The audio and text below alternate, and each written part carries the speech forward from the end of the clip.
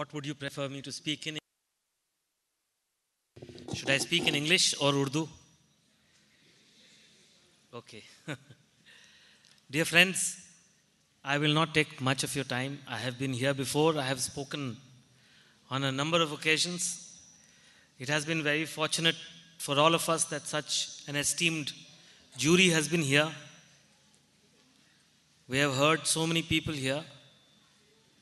Father Cedric Prakash has given us a wonderful speech and given us actually a very clear-cut idea on how we should proceed from here. I think what we need to remember is that we are in a unique moment in Indian political history where Indian politics and Indian crime and Indian communalism have all come together to reside in the office and the house of the Prime Minister of India. We must not forget that we need to continue fighting the battles that started in Gujarat. We heard this afternoon Mr. Gopinath Pillai, father of Pranesh Urf Javed, who was murdered according to the CBI charge sheet on 15th of June 2004 in the early morning at Ahmedabad, along with Ishrat Jahan and two more people who the police had claimed were Pakistani terrorists sent by Lashkar-e-Taiba. I remember that day very, very clearly, 10 years ago exactly today. I was a reporter, producer, working for a news channel called Star News. I was on duty that day in Mumbai because Star News at that time was based out of Mumbai. And I remember very clearly, I kept asking the reporters and I kept fighting that this looks very fishy. And for next several days, I kept writing stories that the police, there are many, many holes in the police theory.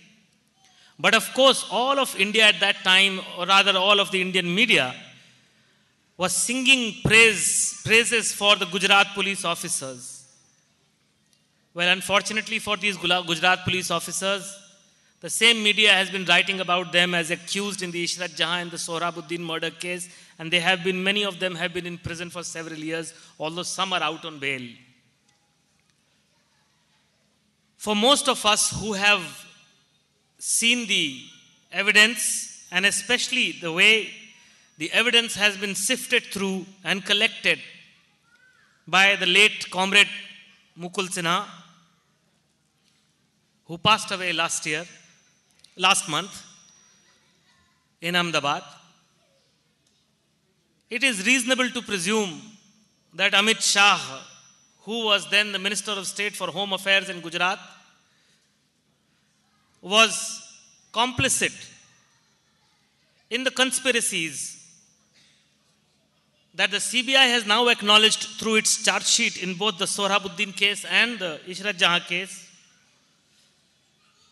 was carried out by a select group of officers and policemen from the crime branch of Ahmedabad police to deliberately and wantonly kill Muslims and project them as terrorists working on behalf of Lashkar-e-Taiba from Pakistan to kill the then Chief Minister of Gujarat, Narendra Modi. It is important that we pursue the various criminal cases as well as the various aspects of those criminal cases in the courts of law. We must not forget the Ishrat Jahan Javed fake encounter murders. We must not forget the Sohrabuddin Sheikh Kausar B. Tulsi Prajapati fake encounters.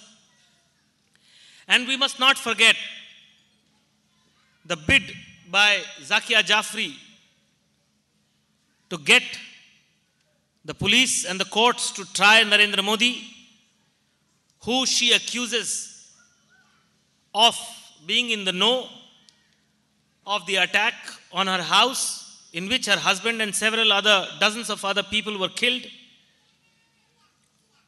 on 28th of February 2002 after the Godhra train burning incident. Of all the cases that we know all over India, of all the cases of false police cases, false terrorism cases against not just Muslims but also against Adivasis, against a lot of people, supporters of them, you know how Professor G.N. Sai Baba of Delhi University, a wheelchair-bound social activist, was arrested recently, some weeks ago, and the court in Gadchiroli in Maharashtra has denied him bail. All these cases will be directly impacted. The conspiracy of the state, the government, the security agencies, whether they are the police or the intelligence agencies, all this will be exposed and they will be set back if we can resolve to pursue these three main cases, definitely, in addition to all the other cases, but these three main cases, the Ishrat Jahan murder case, the Sohrabuddin murder case, and the Ehsan Jafri murder case. We must pursue these. We must continue with our efforts to ensure that the CBI is answerable why it has not included Amit Shah in the Ishrat Jahan case, whereas it has included Amit Shah in the Sohrabuddin case. About 10 days ago, because the Sohrabuddin Sheikh case is being heard in Maharashtra, Mumbai, 2 years ago in 2012, the CBI complained to the Supreme Court that pressure is being brought on witnesses in the Sohrabuddin case in Ahmedabad, and therefore the Supreme Court ordered the trial to be shifted out. Look at the ignominy. Look at how shameless the Gujarat government has been. Case after case after case in Gujarat has been transferred out by the Supreme Court. And yet they say that Gujarat has developed, Gujarat has progressed. And in that court, Mr. Amit Shah, who we all know, we have seen him for the last 1 year, go all around UP to fight at the election for Mr. Narendra Modi and win it for him. Mr. Amit Shah gave an application at the court in Mumbai requesting for exemption from personal appearance, saying that he is a diabetic and therefore he cannot travel. Mr. Amit Shah has all the time and the energy to travel for his elections, but he cannot come to Bombay because he is a diabetic. And the court allowed him the personal exemption. Even in this very case, Sohrabuddin case, Mr. Shah is the only one of the main accused who is out on bail, whereas everybody else of the other accused continues to be in prison. Most of them actually the main accused. We need to make sure that we continue to keep putting the pressure on the system, on the judiciary, without any fear that someone who may be connected with the cases has become the Prime Minister of this country. If we can be strong in seeking justice, then nothing and nobody can stop us. I think it is important for solidarity. I have been asking solidarity, my friends in solidarity, for many years now, that we strongly and urgently need an injection of the solidarity kinds in North India, in Delhi. A couple of years ago, there was an initiative by Solidarity, but I think I would really urge all of you, the people of Kerala, to come to Delhi and lead Delhi by sitting in Delhi. It is important to have a house, chock-a-block full, like all of you are here. It is important that we start exposing the system, and it is not about just one individual. We have seen how the governments in Andhra Pradesh, in Maharashtra, in Rajasthan, in Karnataka. After all, Mr. Madani continues to be in prison 1 year after the Congress party has won in Karnataka. So they are no different from each other. They all are trying to appease to what I can only describe as a Hindu vote bank. And in fact, their original goals are far more sinister. They go all the way back to the formation of the RSS in 1925. And the goal of the RSS has always been to intimidate the non-Hindus of this country, to thrust on them a sense of inferiority, to not allow them to have equal status and rights as citizens of this country. Father Satyajit Prakash spoke about the Constitution and how the Constitution considers all of us as equals. So it is important for us to not only continue this battle, but to continue this battle not just from Kerala, but to come out of here, go to different states, and go to Delhi. And I think Solidarity brings a lot of expertise in organizing such things. It's not that Delhi does not do that. We have here with us, we are privileged to have here with us Manisha Sethi of Jamia Teachers Solidarity Association, and I'm sure she will speak to you now. But it's important for us to strengthen our efforts.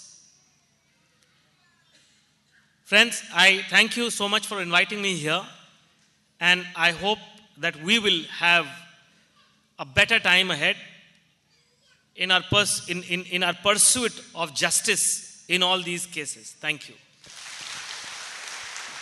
Thank you, sir. പരിഭാഷ നിർവഹിക്കുന്നതിനായി solidarity working committee അംഗം Shri S A അജിംസിനെ ക്ഷണിക്കുന്നു. പ്രിയപ്പെട്ടവരെ, ഒരു നിർണായകമായ രാഷ്ട്രീയ സാഹചര്യത്തിലാണ് ഇന്ത്യയും നമ്മളെല്ലാവരും കടന്നു പോകുന്നത്. ഗുജറാത്തിൽ വർഗീയ കലാപത്തിലൂടെ ന്യൂനപക്ഷങ്ങളെ കൊന്നൊടുക്കിയ നരേന്ദ്രമോദി പ്രധാനമന്ത്രിയായി അധികാരത്തിലെത്തിയിരിക്കുന്നു. നിരവധി വ്യാജ ഏറ്റുമുട്ടൽ കേസുകൾ ഇന്ത്യയിൽ, പ്രത്യേകിച്ച് ഗുജറാത്തിൽ തന്നെ നടന്നിട്ടുണ്ട്. ഇന്നിവിടെ ഈ പരിപാടിയിൽ വ്യാജ ഏറ്റുമുട്ടൽ കേസിലെ ഒരു ഇരയുടെ പിതാവായ ഗോപിനാഥപിള്ള സംസാരിച്ചു. ഇഷ്റത് ജഹാൻ, പ്രാണേഷ് കുമാർ എന്നിവരെ കൊലപ്പെടുത്തിയ ആ കേസിലെ പ്രതിപ്പട്ടികയിലുണ്ട് എന്ന് ഗോപിനാഥപിള്ള ആരോപിക്കുന്നയാൾ തന്നെയാണ് ഇന്ന് ഇന്ത്യയുടെ പ്രധാനമന്ത്രി. ആ സംഭവം നടക്കുമ്പോൾ ഞാൻ മുംബൈയിൽ സ്റ്റാർ ന്യൂസ് നെറ്റ്വർക്കിൻ്റെ ഒരു ന്യൂസ് പ്രൊഡ്യൂസറായിരുന്നു. അന്ന് തന്നെ ആ കേസിൽ ഒരുപാട് കാര്യങ്ങൾ ചീഞ്ഞു നാറുന്നതായി പലരും പറഞ്ഞു കേട്ടിരുന്നു. പിന്നീട് പ്രമുഖ അഭിഭാഷകനായ മുകുൾ സിൻഹ അത് സംബന്ധിച്ച നിരവധി തെളിവുകൾ ശേഖരിച്ചു. അദ്ദേഹം ഈ കഴിഞ്ഞ മാസം മരിച്ചു. അദ്ദേഹത്തിൻ്റെ മരണം വരെയും അദ്ദേഹം ആ കേസിന് വേണ്ടി പോരാടി. മാത്രമല്ല, ഇത്തരം കേസുകളിൽ അന്നത്തെ ഗുജറാത്ത് ആഭ്യന്തര സഹമന്ത്രിയായിരുന്ന അമിത് ഷായുടെ പങ്കാളിത്തത്തെ സംബന്ധിച്ച നിരവധി തെളിവുകൾ, അദ്ദേഹം നടത്തിയ ഗൂഢാലോചനകൾ പുറത്തു വന്നിരുന്നു.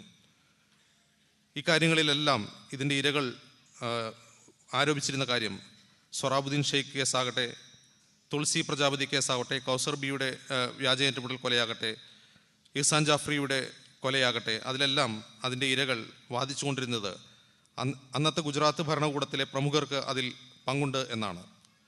മാത്രമല്ല, അതിൽ ഇരകളെ വേട്ടയാടുക മാത്രമല്ല ഭരണകൂടം ചെയ്തത്, മുസ്ലിങ്ങളെ മാത്രമല്ല വേട്ടയാടിയത്, മറിച്ച് ദളിതുകളെ, ആദിവാസികളെ, എന്തിന് ഈ ഇരകളെ പിന്തുണയ്ക്കുന്നവരെ പോലും കേസിൽപ്പെടുത്താനാണ് ഭരണകൂടം ശ്രമിച്ചുകൊണ്ടിരിക്കുന്നത്.